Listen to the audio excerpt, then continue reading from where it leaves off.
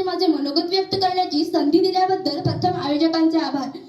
नमस्कार मित्रांनो, प्रतिपंचत्र लेख व वर्धिष्णू विश्ववंदिता शाह सुनो शिव शैषा मुद्रा भद्राये राजते मुद्रा भद्राये राजते या राजाच्या राजवंदनेला वंदन करते आणि माझ्या भाषणाला सुरुवात करते. 400 वर्षांपूर्वी जिजाऊंच्या कुशीत जन्मलेले निरागस बाळ म्हणजे शिवबा. राजनीती, युद्धनीती, गनिमी कावा या गनिमी कुटशस्त्रांचा कळस म्हणजे शिवबा. त्या रक्ताची लाट म्हणजे शिवबा. या महाराष्ट्रात माणुसकी मोजण्याचे माप म्हणजे शिवबा. दुश्मनांच्या मनातही प्रखर स्थान निर्माण करणारा किमयागार म्हणजे शिवबा.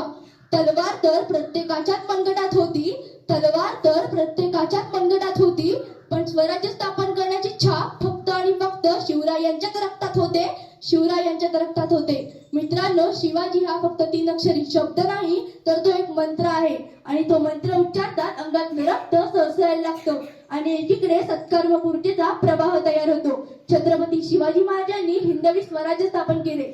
स्वराज्य स्थापन करत असताना महाराजांकडे प्रचंड सैन्यसाठाही नव्हता, शस्त्र पुरवठाही नव्हता. यासाठी सुरुवात ही शून्यातूनच झाली.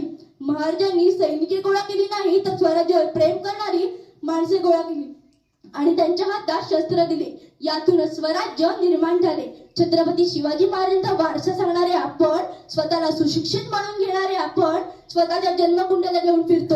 आलं अपयश की करतो आत्महत्या, लावतो बाटली तोंडाला, आली शिवजयंती जवळ की घालतो वाद, करतो भांडणे त्यांच्या जन्मतारखांवरून. अहो, आपण काय आदर्श घेत आहोत राजांचा? राजांनी अनेक गड किल्ले जिंकले, परंतु कोणत्याही गडाला मोठेपणा दाखवण्यासाठी नाव दिले नाही. महाराजांनी अनेक मोहिमा आखल्या, परंतु कधीही पंचांग पाहिले नाही. महाराजांवर अनेक संकट आली, परंतु त्यांनी कधीही आत्महत्येचा प्रयत्न केला नाही, व्यसनाच्या आहारी गेले नाहीत. मित्रांनो, आता खरी गरज आहे छत्रपती शिवाजी महाराजांना समजून घेण्याची. छत्रपती शिवाजी महाराजांच्या महाराष्ट्रात युवक जर जनावरांसारखा वागत असेल तर ही खरंच खूप मोठी शोकांतिका आहे. मित्रांनो, आज सरकारला निर्भया पथक नेमण्याची गरज भासू लागली आहे, कारण हैदराबाद पोपटीच्या घटना आता महाराष्ट्रातही घडू लागल्या आहेत. म्हणजे लोकांना अजून छत्रपती शिवाजी महाराजांनी समजले देत नाहीत. परत स्त्री माते समान मानणारा माझा राजा, माझ्या राजाच्या राज्यात स्त्रियांना 50% आरक्षण नव्हते, ते 100% आरक्षण होते. ते सुरक्षिततेचे. सूरज की तो बात छोड़ो, चमकाना उसका काम है. सूरज की तो बात छोड़ो, चमकाना उसका काम है.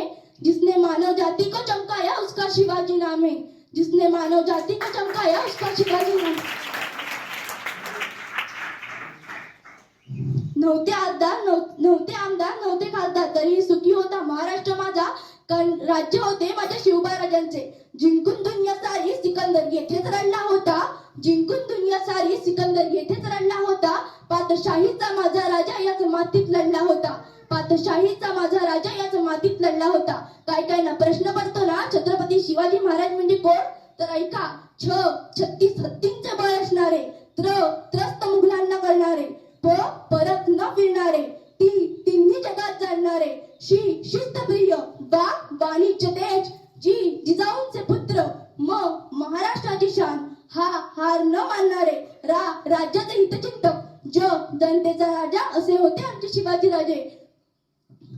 शेवटी जाता या व्यासपीठाची रजा घेताना एवढेच म्हणू इच्छिते, मुक्या मनाने किती उधू शब्दांचे बुडबुडे, मुक्या मनाने किती उधू शब्दांचे बुडबुडे, तुझे पोवाडे गातील पुरती तोफांचे चौघडे, तुझे पोवाडे गातील पुरती तोफांचे चौघडे. एवढे बोलून मी माझे भाषण संपवते. जय हिंद, जय महाराष्ट्र.